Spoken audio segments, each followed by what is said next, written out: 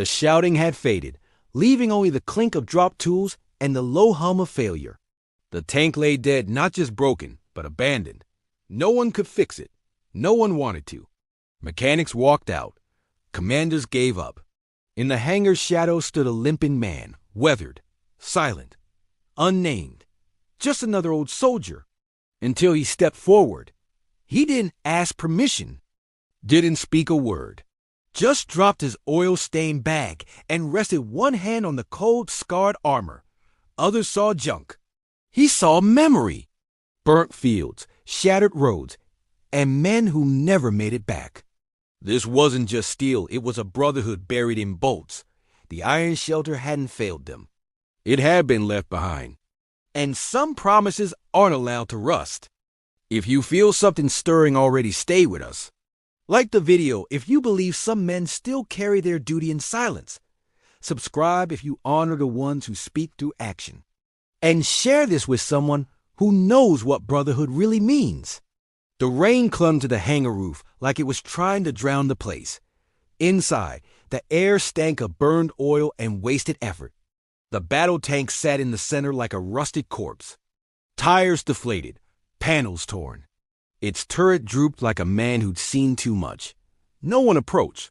They'd already tried. And failed. The last mechanic slammed his wrench on the floor and left without a word. No salute, no checklist. Just quiet defeat. The others followed, boots dragging, voices low. One muttered, "Scrap it." The lead engineer nodded. That was the final call. The iron shelter was done, beyond repair. A relic nobody could bring back. Nobody, they thought. The tank wasn't just broken. It was disgraced. Once the pride of its unit, now it stood soaked in shadows and memories. Techs had circled it like vultures for weeks. Experts came, gave theories, ran diagnostics. Nothing worked. Nothing made it breathe. It refused to return. Just metal, they said, just noise. Whatever spirit it once had, it was gone. Then he arrived. No one saw him enter. He didn't announce himself. Didn't wear a badge. Just a long oil-streaked jacket, boots caked in dirt, and eyes that didn't blink often. He walked with a limp, quiet and slow, like time itself weighed down each step. No one called out to stop him. They didn't need to. They didn't care. He wasn't a commander, wasn't a tech. Just another worn-out vet who couldn't let go. Probably came to mourn, they figured. Touch the metal, say goodbye, then limp back into obscurity. But he didn't stop at the edge. He walked straight to the side of the iron shelter like it was still alive, still his, still waiting. His name tag had faded with time. Just a trace of lettering on cracked leather. But one man noticed it. Private Lewis, new to the base. Young, quiet, respectful. He squinted. The name didn't seem real. Roar? He whispered. His father used to speak that name. The man who made tanks breathe again. But that was just a story, wasn't it? Roar placed his palm on the hull. No tools. No inspection. Just contact. His thumb brushed a dent no one had noticed. His fingers traced it slowly, like it told a story only he could hear. Around him, the hangar buzzed with faint noise. Lights flickered. Radios hissed. But to Roar, it was all gone. Only memory remained. He didn't say anything. Didn't need to. Those who served long enough knew that silence spoke louder than commands. His breath was steady. His stance unwavering. He wasn't looking at metal. He was looking at ghosts. Men who once sat inside. Men who had trusted this machine. Men who never made it home. They weren't gone. Not to him. The iron shelter was more than steel. It was where men became brothers, where lives were exchanged without hesitation. It wasn't just mobility, it was survival, a moving promise. And now it lay dishonored, forgotten, left to rot. But Roar wasn't here to mourn. He was here to answer a call only he could hear. One made of oil and loyalty. Private Lewis didn't move. He watched from a distance, pulse slow, breath caught. The old man hadn't done anything yet. And still, The room felt heavier, real, as if something ancient had stepped through the door behind him. Something the base had forgotten. Roar dropped his bag to the ground. No one approached. No one spoke. It had begun. He climbed the hull like he had 100 times before. Slow, but certain, his hands gripped familiar ridges. His boots planted into rust and memory. At the hatch, he hesitated not from fear, but from reverence. He placed his hand on it, closed his eyes, and remembered. Not the fights, not the noise, the men. Always the men. Inside, it was dark, smelled of mold and fuel. The walls echoed with old screams. Bullet marks told half-told stories. Dried blood had long since faded, but he knew where it had landed. The last ride of the iron shelter hadn't ended in victory. It had ended in fire and silence. They got the bodies out. But something stayed behind. His fingers brushed the control panel. Switches refused to flick. Wires dangled like veins cut too short. But Roar didn't panic, didn't flinch. He just sat, closed his eyes. Let the hum of memory wash over him. He didn't need schematics. His hands remembered every pipe, every flaw, every stubborn valve that had once saved his brothers' lives. Outside, a few soldiers noticed movement. Someone in the tank? One muttered, "Some old guy." Another shrugged. The lead mechanic sneered. "Let him have it. He wants to waste his time. Let him." They laughed, shook their heads, turned away. But Private Lewis remained frozen, eyes locked. Something told him this wasn't wasted time. This was something else. Roar spoke one word, a name. No one heard it.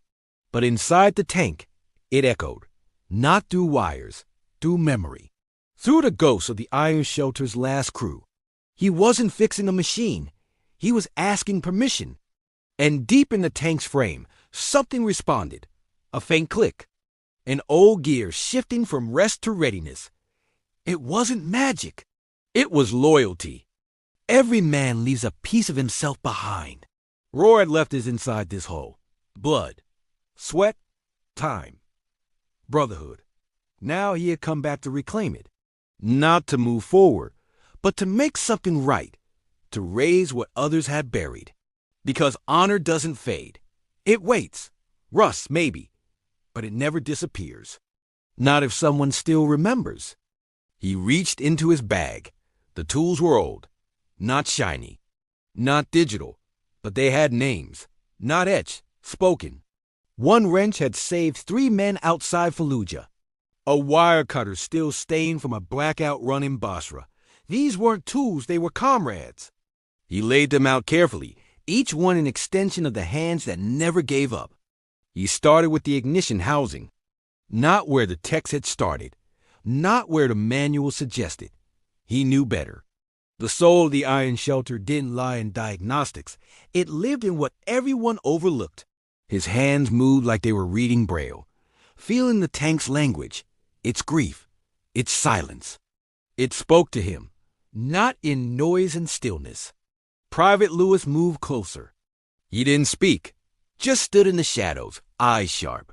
He didn't know what Roar was doing exactly, but he knew how it felt. Like watching someone bury a brother the right way, slow, careful, with respect. Around them, the hangar emptied. One by one, the others left. Another broken tank, they thought. Another old vet clinging to ghosts. But Lewis stayed. Roar adjusted a fuel line, tightened it, released a valve, then paused. Not because he was confused, but because he remembered something that didn't belong on blueprints. The angle of a lever, the twist of a bolt that had once jammed under fire. His hands didn't just work, they recalled. Every correction wasn't guesswork. It was remembrance made real. The engine block had a fracture, hidden, missed by every scan. Roar found it by touch, by listening. His knuckles brushed it like it was a wound. He sealed it with a steel strip he cut from the edge of his own tool bag. "Hold, old friend," he muttered. Not to the machine, to the spirit inside it. Hours passed. The hangar lights dimmed. A single bulb flickered above them, Roar didn't notice. Sweat ran down his back. Grease coated his arms. His breath grew heavier, but his hands never stopped. He wasn't rushing. He wasn't dragging. He moved like a man chasing something sacred. The moment before life. The breath before awakening. Private Lewis had stopped blinking. He'd never seen anyone work like this. Not even the best mechanics. This wasn't just technical skill, it was communion. Roar wasn't repairing. He was remembering. Each part he restored brought something back. Not just to the tank, but to himself. The limp faded slightly. His eyes sharpened. Time bent around him. Past met present. And then it happened. A spark, tiny, blue. It hissed against the metal with a hungry bite. The engine shivered. Not fully, but enough. Like a man breathing in his sleep after being still too long. Roar leaned back, exhaled, waited. The fuel pump responded. A low, steady hum. The iron shelter wasn't roaring yet, but it was listening again. And that was enough. Private Lewis stepped forward. Just a few feet now. Roar didn't turn, didn't speak. He just adjusted one more wire. Whispered one more name, the same name from before. A brother who never made it back. This wasn't about victory or repair logs. It was about honoring that name. About not letting silence swallow it completely. The lights inside the tank flicked on. Dim, flickering, but alive. Private Lewis's mouth opened, but no words came. Roar didn't smile. Didn't cheer. Just nodded. Once, as if acknowledging something unseen. Not accomplishment continuation. The iron shelter wasn't back. Not fully. But it was no longer dead. And that mattered more than any repair order ever would. The lead mechanic returned hours later. Mouth full of sarcasm until he heard the noise. Low. Alive. His feet stopped cold. "What the hell?" he whispered. The other men gathered slowly. Staring, shocked, disbelieving. The tank's engine murmured like an old soldier clearing his throat. Alive again? No one spoke. Only Lewis and Roar stood inside that moment. Roar climbed down, slow but steady, grease on his face. His left hand trembling, but his spine straight. The lead mechanic stammered, "How'd you?" But Roar walked past. No explanation. No credit. He grabbed his bag, wiped his tools, then paused. Reached into his pocket, pulled out an old dog tag, hung it on the tank's radio dial. He didn't look back, but Lewis did. And what he saw would stay with him longer than any training manual. Not the tank, not the engine. The way Roar left shoulders squared, steps even, as if something heavy had been lifted. Lewis saluted. Not from protocol, from instinct, from respect, from knowing he had just witnessed something holy in the language of steel. Alan Roar didn't arrive to prove anything. Men like him had already paid their price. The world had moved on, chasing noise, speed, and medals. But some men didn't move on. They carried the weight, quietly, without complaint. When he stepped into that hangar, it wasn't to fix a tank. It was to stand beside something no one else would. His face was carved in creases, not from age battle. His hands bore the calluses of tools and triggers. He wore no rank, no uniform, just a jacket stained by time and engine grease. But his posture spoke of discipline, of miles marched, of brothers buried. The kind of posture that said, "I'm not done yet." The others didn't recognize him. Why would they? Roar hadn't been on the base in years, but those who knew didn't forget. He'd been called many things, tank whisperer, ghost of Kandahar. But mostly, he was remembered in quiet stories, told at fire barrels or in barracks after lights out. Stories that sounded too unreal to be true. Private Lewis remembered. He hadn't seen Roar before, not in person, but he knew the name. His father had served. Told tales of a man who once rebuilt a tank engine under active fire, got it rolling again, and drove straight back into a hot zone to pull wounded out. That man, his father once said, he doesn't fix metal. He resurrects it. And now he was here. No ceremony, no warning, just walked in like he belonged. Because he did, Lewis watched him closely, not out of suspicion, but reverence. The old man hadn't said a word, yet somehow the entire atmosphere of the hangar had shifted. The tank was no longer an abandoned corpse. With Roar near it, it felt remembered. The base commander had heard whispers of someone working late. When he arrived and saw Roar by the iron shelter, he paused. "That can't be," he murmured. He didn't interrupt, didn't ask. Just watched from a distance. Men like Roar didn't come around often, and when they did, you didn't question why. You just let them do what they came to do. Roar opened his bag slowly. Every tool had a purpose. Every piece placed carefully. Not like a mechanic, but like a ritual.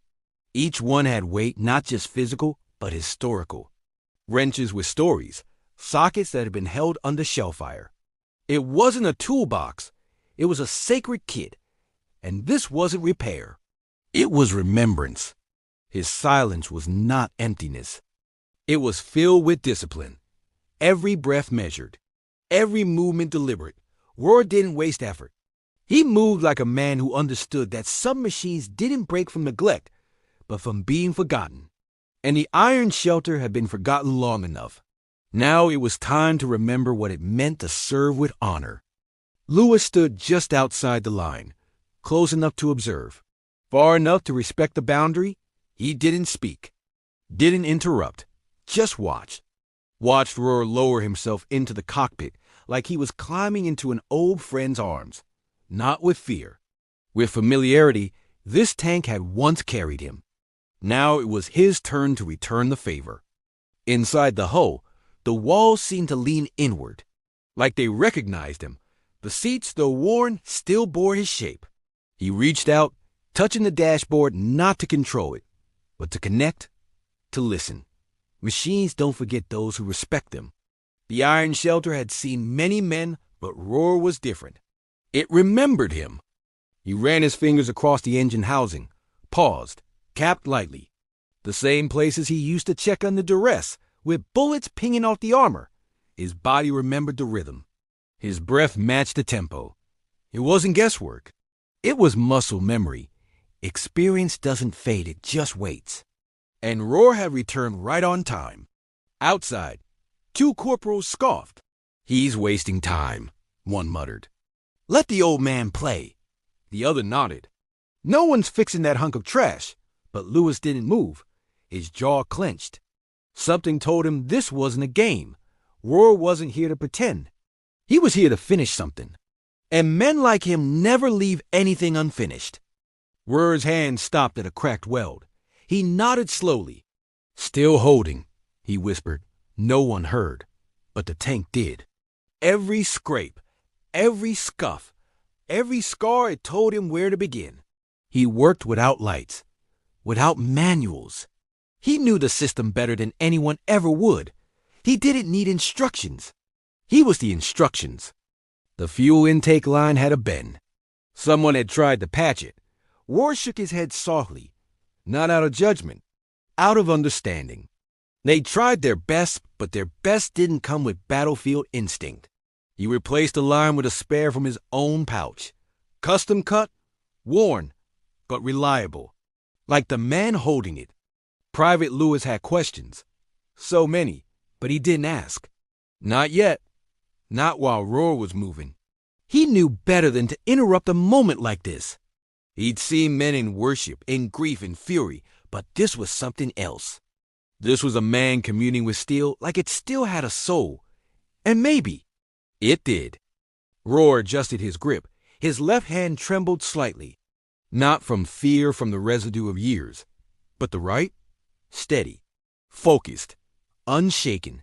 It moved across the wires like a pianist returning to a familiar song, one written in diesel and pressure. His brow furrowed, but his eyes burned bright, sharp, present, listening for every breath the tank didn't take. Behind him, the sky darkened. The day faded into night, unnoticed by most. But not Roar. He worked by instinct, not schedule. The stars outside the hangar roof were the same ones he'd fought under. The same constellations that watch brothers fall. He paused just long enough to acknowledge that, then went back to work. Because sentiment had a place, but action mattered more. Lewis sat on a crate, unmoving. Every part of him wanted to help, but he knew that offering too soon would break the rhythm. Some men lead with noise. Roar led with silence. Lewis had never seen that kind of leadership before. But now that he had, he wouldn't forget it, because it carved its lessons without speaking a word. Inside the tank, Roar began the ignition reset. 3 steps, each one timed, not fast. Not slow, exact. His fingers danced over warm buttons, some chipped, some scorched. He pressed one, waited. Nothing. Pressed another. A click. The tiniest vibration under his feet. He nodded. The iron shelter was listening, not responding yet but paying attention. That was enough. That meant hope was possible. Roar reached behind the seat. He pulled out a tiny folded cloth pouch. Inside a single photo, not a family, of a squad, 6 men, all in uniform, mud-streaked, laughing.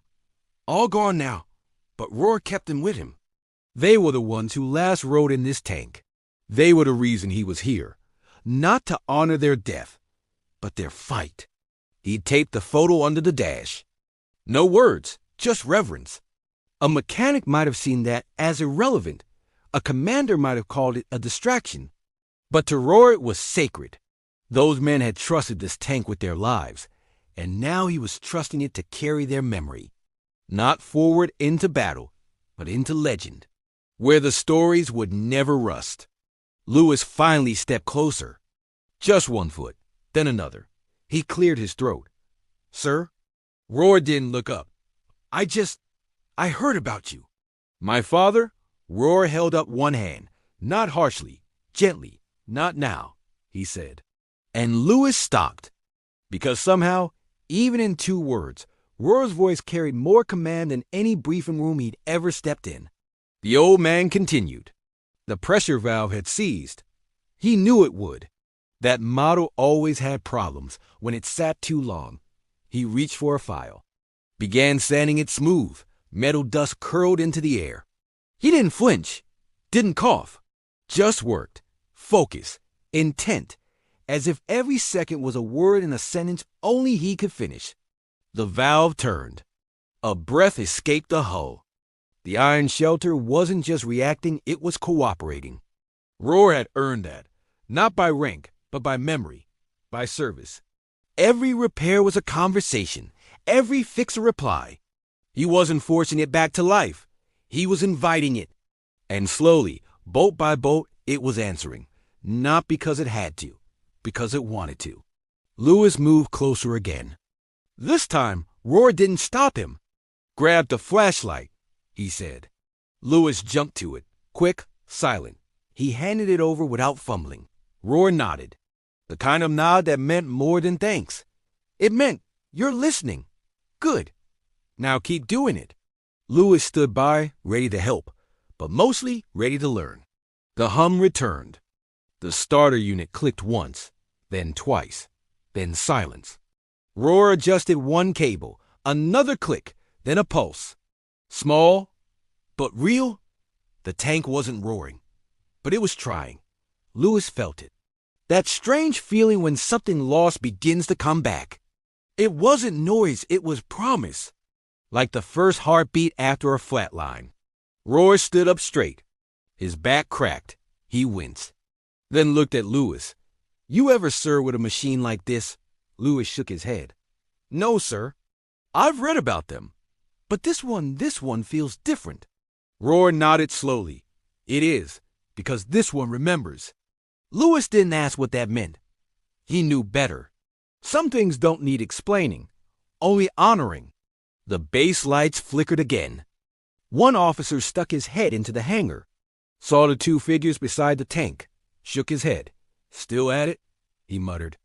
But he didn't stop them, didn't interfere, because deep down, even the skeptics knew something was happening here. Something that couldn't be measured, something that didn't fit into a report. It was respect restored in steel. Lewis picked up a wrench. Held it out. Where should I? Roar cut him off with a glance. You don't place tools. You wait until you're told. This isn't a race. Lewis nodded quickly. Step back. That wasn't a dismissal. It was a test. One he passed. Roar didn't want speed. He wanted presence, awareness. Men who fix machines the right way never rush. The last cable was in place. The circuit was whole. Roar exhaled. Reached for the ignition one last time. Didn't turn it. Just rested his hand there. Not yet, he whispered. He wasn't waiting for permission. He was remembering what it meant to bring something back. Because once you bring it back, you carry it with you. And some men already carry too much. The iron shelter didn't roar that night. But it breathed. And in that breath, something stirred in everyone who witnessed it. A lesson. A warning. A story forming. Roar stepped back, tools in hand, eyes calm. He didn't nod. Didn't boast. He just looked at Lewis and said one thing. Come back tomorrow. If it's ready, we'll know. Then he walked away. No fanfare. Just silence. The hangar was empty when Roar returned, not by accident. He came before dawn, before the buzz of tools, before the banter, before distraction. This wasn't about display. It was about clarity. Silence suited him. He stepped inside the same way he always had, boots steady, jaw set, eyes forward, not as a visitor. As if he belonged. The iron shelter waited. It didn't move, didn't hum, but it felt different now charged, like a beast on the edge of waking. Roar walked up and placed his hand on the armor again. Still here, he muttered. It wasn't a question. It was a greeting. The way you talk to a brother who's been through hell and somehow made it back. Inside, the air was colder. He climbed in without effort this time. Muscle memory taking over. He moved like a man slipping back into an old uniform, one that still remembered his shape. Every edge, every bolt, every groove whispered something. Not words, but reminders. He adjusted the seat by instinct. Flipped a switch. Listened. The machine wasn't talking yet, but it was listening. He sat still. Not working. Just listening. That's what most men never understood. Steel speaks, but not in sound. It speaks in tension. In resistance. In the way, bolts refuse to turn unless you ask them the right way. Machines have moods. And this one had been left to rot for too long. So he sat, and he remembered. Kandahar. The name struck like a drumbeat in his chest. It wasn't the gunfire he remembered first. It was the heat. The suffocating, choking heat that made sweat sting and dust stick like paint. And inside that heat, this tank had been more than armor. It had been a shield, a sanctuary, a rolling shelter for men with everything to lose. He remembered Jenkins. That cocky laugh, that busted front tooth. The way he always sang all key on patrol. Gone now. A mortar round tore through the rear quarter panel. The iron shelter kept moving. Roar had rerouted hydraulic flow mid-run. No manual. No protocol. Just instinct. He remembered grabbing a scorched valve with bare hands, sealing it with wire and praying. He remembered Boone. Never said much, but always drove like the devil was chasing him, which sometimes was true. One time, he reversed through a wall to pull out another crew under fire. Roar had shouted, "You're insane!" Boone just grinned. "Ain't about sanity. It's about brothers." He didn't make it past the last run. But the grin stayed in Roar's head. He remembered West. Youngest of them all. Always writing in a battered notebook. Said he was going to publish a book. Call it Iron Shelter, he joked once. Everyone laughed. Roar didn't. He knew that name meant something. West died holding that notebook. Roar had found it folded between seats. He never read it, just kept it. Still did. In his coat pocket. These weren't just memories. They were fuel. They were why he was here. Not for restoration, for remembrance. Every wire he reconnected was a name. Every bolt tightened was a promise. This wasn't just maintenance. It was mourning made useful. Grief channeled into grease. He whispered their names again. Let the tank hear them. Machines don't forget if someone keeps saying the names. He reached for the ignition. Pause. Then didn't turn it. Not yet. He knew better than to rush. You're not ready, he whispered. Neither am I. Then he got to work. Replaced the main fuse panel. Had to fabricate a bracket old part was sheared. Used a strip of flattened steel from his own flashlight casing. Good enough, he murmured. And it was. Private Lewis entered quietly. He didn't salute. Roar hadn't asked for that. Instead, he stood at the edge of the hangar, letting his boots scuff the floor once. Just enough noise to let Roar know he was there. Roar didn't turn around, just nodded. Lewis walked in slow. Did it talk today? Roar finally cracked a dry smile. Not yet, but it's thinking about it. Lewis brought a fresh cloth. Handed it over without ceremony. Roar took it, wiped grease from his knuckles. You eat? Lewis nodded. Yes, sir. Then get to watching. If this thing wakes up, I'll need you to remember how it sounded. Lewis didn't ask why. He just stepped closer, eyes scanning every move Roar made. He didn't want to miss a second. Roar opened the left service panel. Inside, the pressure gauge array was still intact. Dusty, cracked, but intact. He adjusted the tubing angle. Replaced one torn line with an old spare, made it fit. Machines don't need perfect parts. They need parts that understand them. Lewis handed him a spanner before Roar even asked. Good, Roar said. You're starting to think like it. The gauge hissed once. Not much, just a sigh. Roar turned his head. You hear that? Lewis nodded. Yeah, it's breathing. Roar's eyes narrowed. Not yet. That was memory. Breathing through pressure. Lewis didn't understand fully, but he respected it.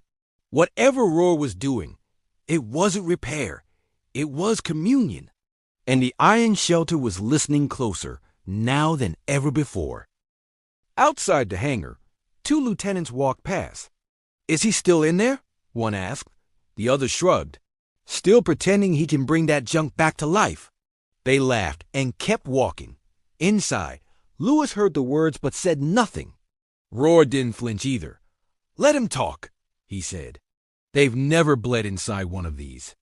Roar's hands were black with oil. You worked past fatigue, past reason. Not recklessly, but relentlessly. He didn't stop to rest, didn't pause to reflect. Reflection was for after. For now, there was only work. And when you're bringing back a machine full of ghosts, you don't look away. You listen, you tighten, you fix. Because every second matters to what's coming next. Lewis brought him water. He didn't ask, just handed the canteen and stepped back. Roar drank, wiped his mouth, then got back to it. Thanks, he said. Then added, not for the water, for staying. Lewis just nodded. Some men need words, others need presence. Roar was the second kind. And Lewis was beginning to understand the language of silence. The starter relay clicked. Louder this time. Enough to make Roar sit up. There, he said. She's trying. He leaned in. Pressed his palm against the dash. Come on. You've done worse. Remember who you carried. Remember how it felt. Lewis swallowed hard. It didn't sound like talking to a machine. It sounded like a plea to an old brother in arms. The lights pulsed once. Flickered, then steadied. Roar exhaled through his nose. That's it. Lewis watched, heart thudding.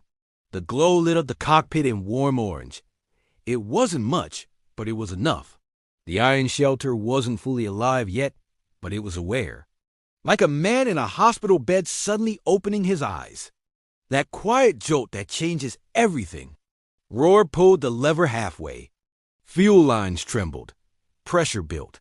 The engine still needed rewiring. He wasn't ready to start it yet. But the response told him what he needed to know. She wasn't dead, just buried. Buried under layers of neglect and silence. And now, like every good soldier, she just needed someone to say, "You're not done yet." Lewis stepped back. Let Roar do the next step alone. He knew this was sacred. This was between a man and the thing that had once saved his life. Some things you don't interrupt, you just witness. Like a salute at a grave, like a folded flag passed from one hand to another. This was memory, forged in sweat, oil, and blood. Roar pulled out a small notebook. His own. Pages yellowed, edges frayed. He flipped through until he found a diagram, sketched by hand, not official. But better, the real layout of the iron shelter's soul. Adjustments he'd made mid-battle. He copied the layout with chalk on the inner wall. "This is what saved you once," he whispered. "And what will again?" The tank made no sound, but the air changed. Lewis stepped closer. "Feels like the room just shifted." Roar nodded. She remembers now. It wasn't superstition. It was experience. Some machines die from failure. Others die because no one bothered to speak their name again, but Roar had. And that act alone brought something back. Something not even the best tech could simulate. He turned off the lights. Not from fatigue, but respect. "That's enough for today," he said. Lewis didn't argue. Roar cleaned his hands with a rag, then folded the notebook and tucked it under the seat. "Keep this here," he told Lewis. "If anything ever happens, this will show you where her heart is." Lewis took a slow breath. "Yes, sir." They stood outside the tank now, side by side, looking at it not like a machine, but like a man who'd been rescued. "She's not ready to run," Roar said. "But she's listening again. That's step one." Lewis nodded. "And step two?" Roar looked at him. "We make her believe she's still needed." Lewis didn't smile, just said, "She is." And Roar, for the first time, almost smiled back. They walked toward the exit. Roar's limp was still there, but it looked lighter. Lewis stayed a step behind, not from rank, but respect. Outside, the morning sun had finally risen. The base was waking up. Radios crackled, boots marched, but none of it mattered. Because somewhere in the heart of that hangar, something sacred had begun again. Steele was remembering, and it would not forget. Private Lewis had always done what was expected. Early to muster, first to salute, never out of line. But ever since Roar stepped into the hangar, Lewis felt like he was seeing the world through new glass, something deeper. He wasn't just learning about tanks, he was witnessing the kind of man every soldier hopes to become. He didn't know why Roar had returned. Not officially, not according to protocol. But part of him sensed the reason. It wasn't about restoration. It wasn't about legacy. It was about debt. A promise made in another place, to men who didn't come home. Lewis didn't ask for details. Some truths aren't shared, they're felt. And he felt it every time Roar touched the tank. Each day, Lewis arrived before sunrise. He never asked Roar for tasks. He just watched, observed the ritual, the way Roar laid his tools out with precision, the way he greeted the iron shelter like an old friend. Lewis didn't speak much, but his eyes learned faster than words could teach. Roar didn't acknowledge him often, but he didn't send him away either. That meant something. Respect isn't handed out. It's earned, quiet, and steady. Lewis stood a few feet back every day, flashlight in hand, ready before Roar asked. The silence between them wasn't awkward. It was discipline. Shared space between two soldiers, one seasoned in battle, the other just beginning to understand the weight of real service. The other soldiers noticed. They joked at first, called Lewis the Shadow. "You babysitting the old guy again?" One laughed. Lewis didn't respond.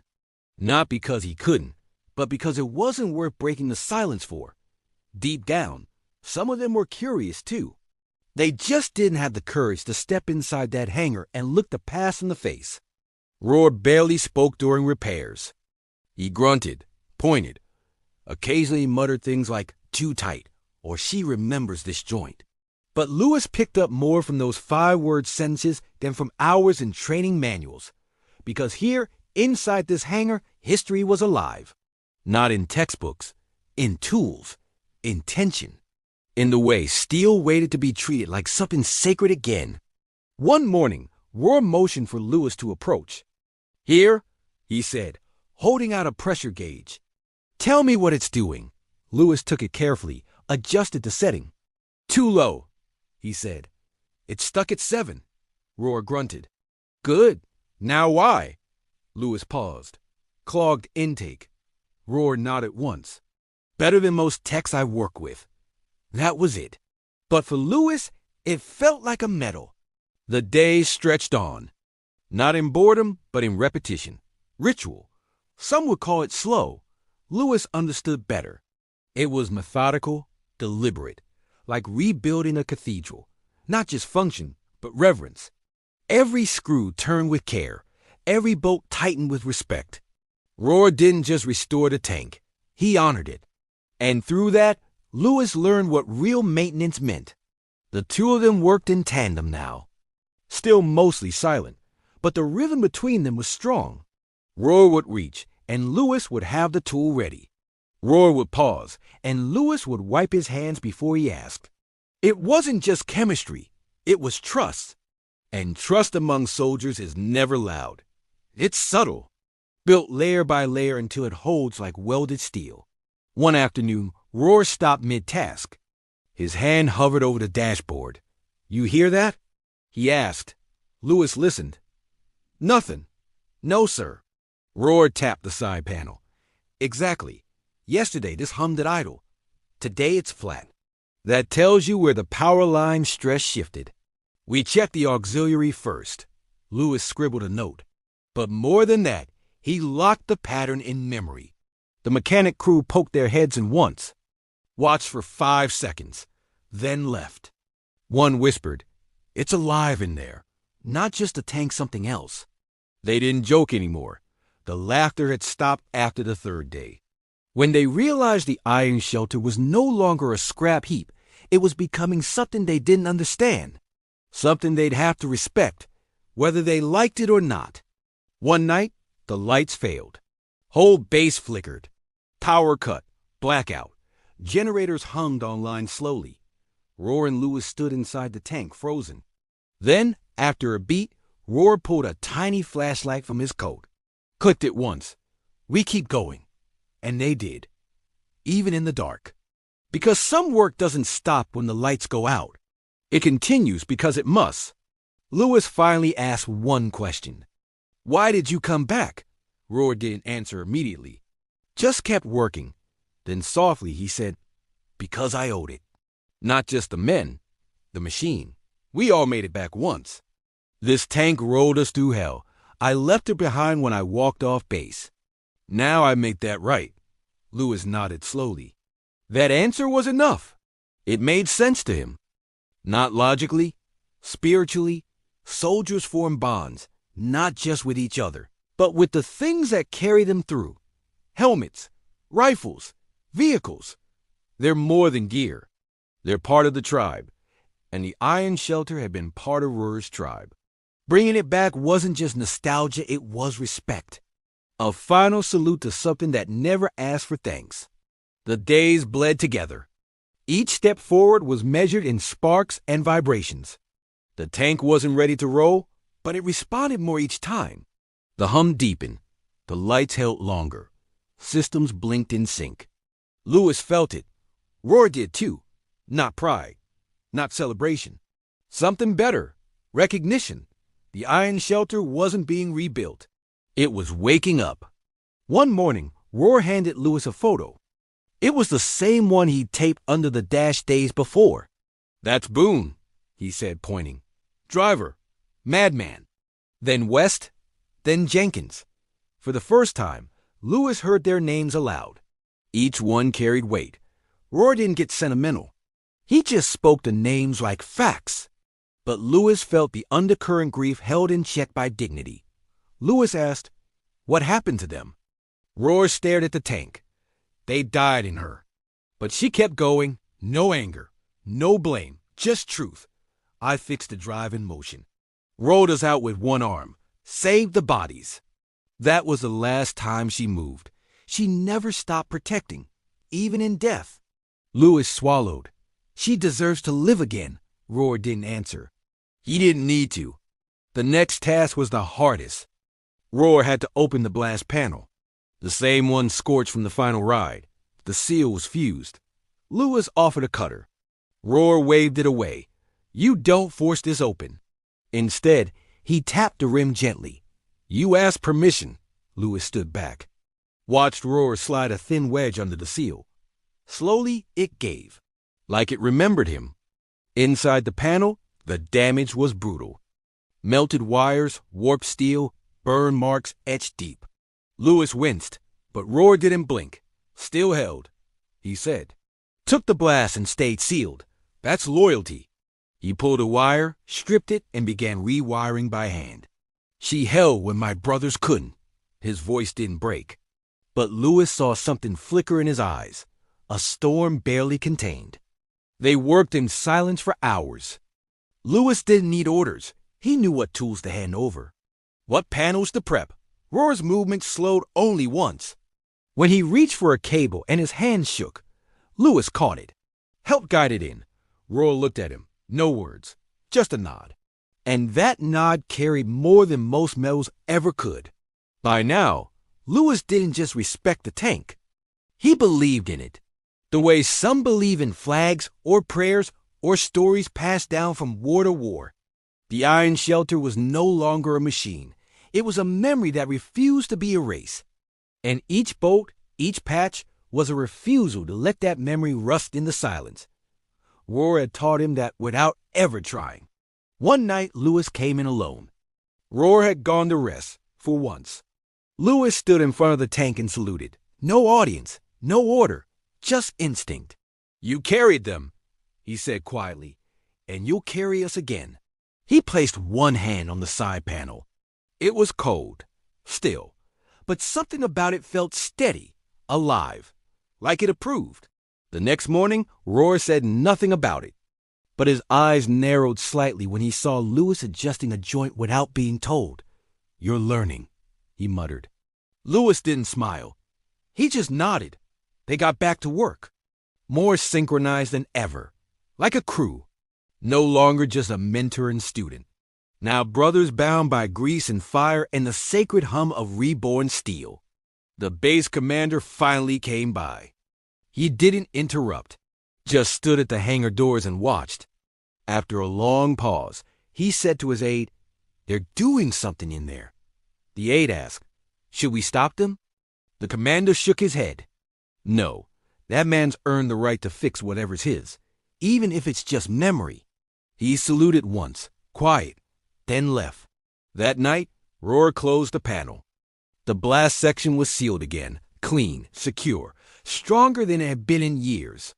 He ran his palm along it and whispered, You're almost ready. Lewis heard him. Then what? Roar turned slowly. Then we see if she still knows how to roar. Lewis took a long breath. The thought filled him with equal parts awe and fear. The morning came heavy with mist, rolling in from the hills and soaking the hangar's outer walls. Inside, the iron shelter stood silent, but not still. Something about it felt different now, like a beast in the seconds before waking. Private Lewis arrived early, eyes alert. He didn't need instructions anymore. He already knew today would be the day. Roar entered moments later.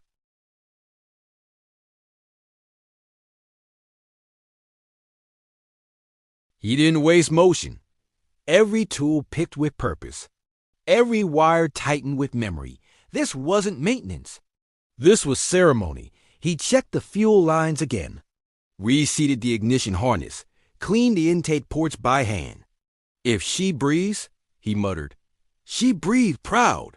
Lewis stood ready, heart pounding, because this wasn't repair, it was resurrection.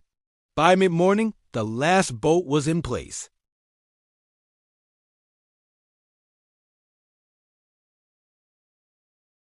Flipped the main breaker. Lewis hesitated for a heartbeat, then moved. The switch felt heavier than it should, like it knew what it was about to awaken. He pressed it, hard. The tank groaned, lights flashed, pressure hissed through the hydraulic lines. Then silence. For 3 full seconds, nothing moved. Then like thunder beneath concrete, a low growl began. The tank trembled.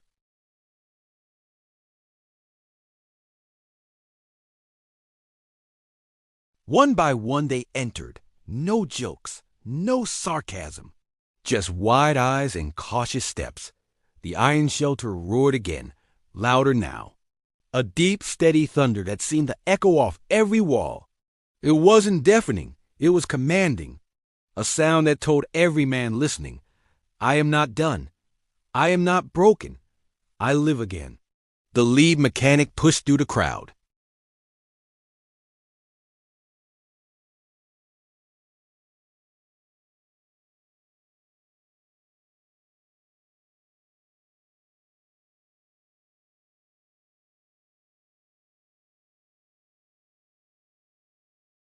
Sunlight poured in across the floor, slicing through the shadows like a welcome.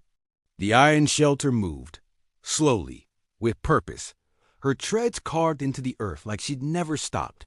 Men stepped back instinctively, not in fear and respect. The sound of her motion was unlike anything else. Not just rumble, not just steel. It was memory, alive. Lewis drove her around the yard. Turned, reversed. She obeyed every input, fluid, proud. Not a machine revived, but a soul awakened. Roar walked beside her, one hand resting on her side as she moved, not controlling, just accompanying. Like a man walking beside an old friend returning from war, Lewis saw his reflection in the dash window, eyes wide. But not afraid, honored. The soldiers applauded softly.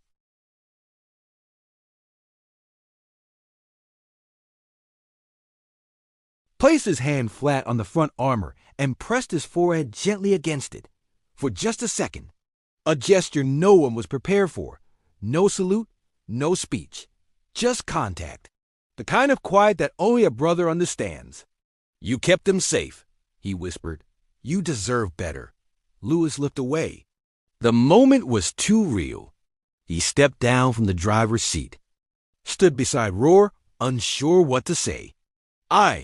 Roar shook his head. You drove her right. That's all that matters. Lewis swallowed hard. It felt like she knew what I wanted before I did. Roar nodded. She always did. If you listen close enough, she tells you what she needs. But most men forget to listen. The crowd dispersed slowly. Some walked away shaking their heads in disbelief. Others lingered, staring at the tank like it had told them something personal.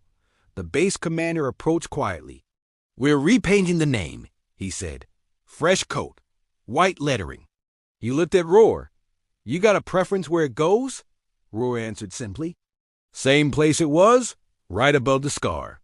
Later that afternoon, they painted it. Iron shelter fresh, clean, bold, above the weld marks. The same scar that once marked her near death, now marked her return. Lewis stood nearby, watching every brush stroke. When it dried, Roar touched it once. Now they'll remember, he said. Not himself, not the repair, the crew, the brothers. The moments held inside these walls of steel. Lewis found himself staring.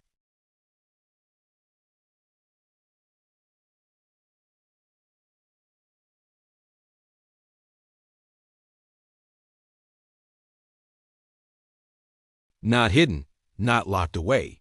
Right where every soldier would see them when boarding. A quiet reminder, not of death, of duty. They went down with her. They rose with her. They stay with her, Roar said. Lewis watched the tags clink together softly in the breeze. Each sound was a name echoing into eternity. That evening, the hangar was closed. But inside, the iron shelter rested clean and proud. No longer a corpse, no longer forgotten. Roar sat beside her alone. Not working, just existing. The kind of presence a man offers when words don't mean anything anymore.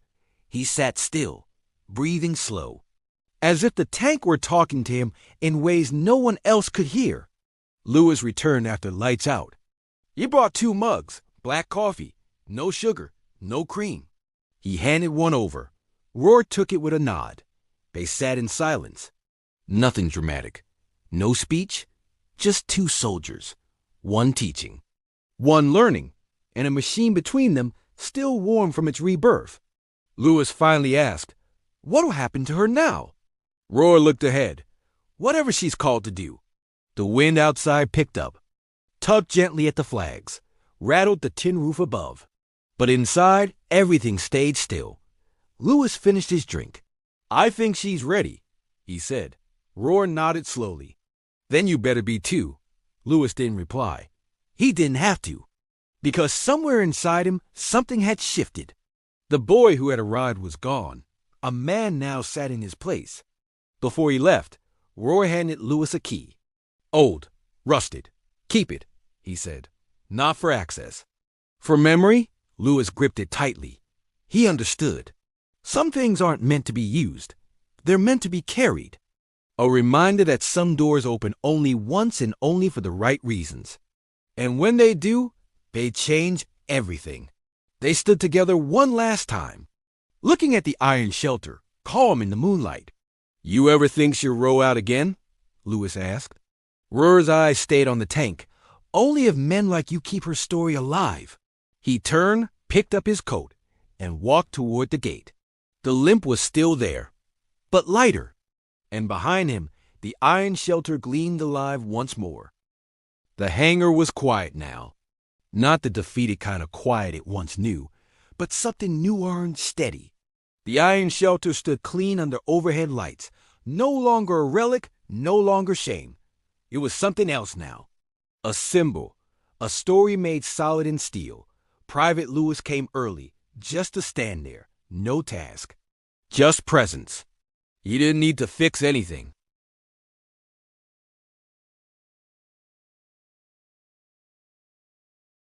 Old, worn, slightly bent, but it carried more weight than any ID badge or rank pin he'd ever worn. It wasn't about control. It was about continuity, proof that some stories don't end. They just get passed down. Lewis never asked why Roar gave it to him. He didn't need to. Some things are felt, not spoken. The base was returning to routine. Briefings, roll calls, exercises. Life went on. But something had shifted. Soldiers passed by the hangar a little slower now. They glanced inside. Some nodded. Some simply kept walking, but none ignored it anymore. The iron shelter had made her statement. She didn't need to roar again. The echo of that moment would last longer than her engine. Lewis wiped dust from the nameplate. Iron shelter. The white letters stood bright against matte armor. Above the scar, like a wound that refused to define the end, he remembered what Roar had said. She stayed sealed. That's loyalty. That idea stuck with him. Loyalty wasn't just about orders. It was about presence. About standing beside something long after the fight was over. Later that day, a transport truck arrived.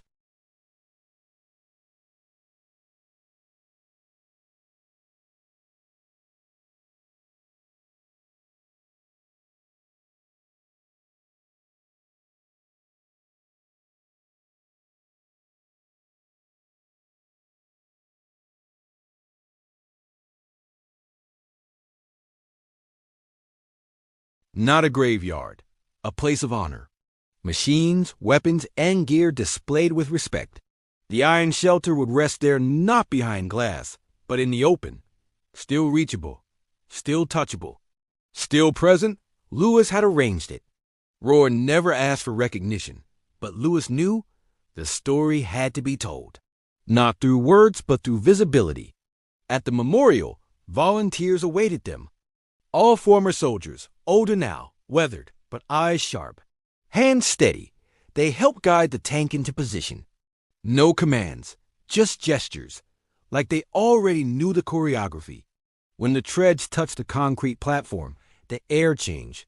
Again, that invisible shift, the presence of something real. Something that didn't ask to be remembered, only deserved to be. Lewis stayed late. After the lights were off, after the others went home. He sat beside the tank, elbows on knees, just breathing. "You carried them," he said softly. "Now we carry you." He wasn't just talking to steel. He was talking to legacy, to names unsaid, to sacrifices never broadcast. That's what Roar had taught him without ever trying to. Roar didn't show up to the memorial.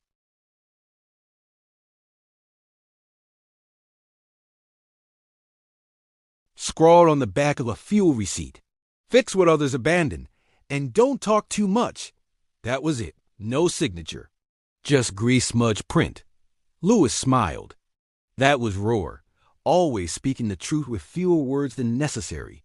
He tucked the note into his pocket like a relic, not for display, for carrying. He visited the iron shelter every Sunday. Same time, same ritual.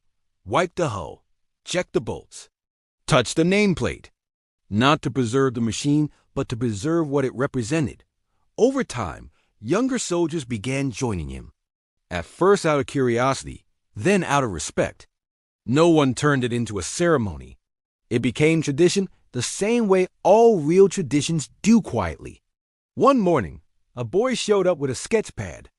Young, maybe 16, his father stood behind him. He wanted to draw it, the man said. Lewis nodded. Let him. The boy drew the tank for 2 hours, said nothing, just captured every detail. When he finished, he handed the paper to Lewis. For the men inside, he said. Lewis blinked twice, then took the drawing with both hands. He framed it, hung it in the base's tool locker, right where every mechanic would see it, right above the entrance. A reminder, not just of a tank, but of the kind of man Roar had been. The kind of legacy you don't build with noise, but with patience, grease, sweat, and the refusal to leave what matters behind. 1 year passed. Then, too, the iron shelter remained unmoved, untouched by time, maintained by men who understood what it meant. Repainted when needed, cleaned when not, still silent, still powerful. Tourists passed by. Some asked questions. Most didn't get answers. Not because the story wasn't worth telling, but because you had to earn the right to hear it. Lewis rose through the ranks. Slowly, on his own merit, but men whispered about him.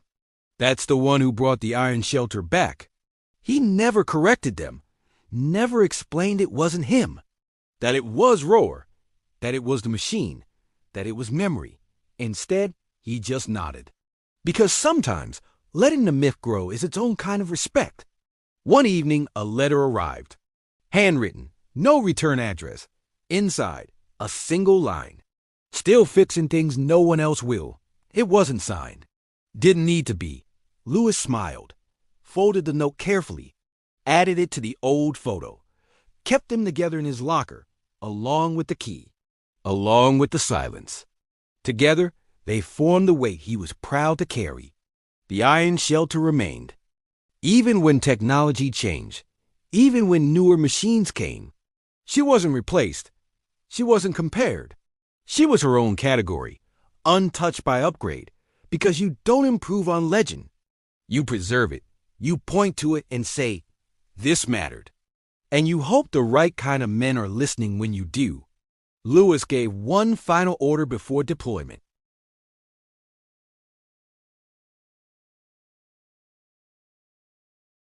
What makes that tank so special?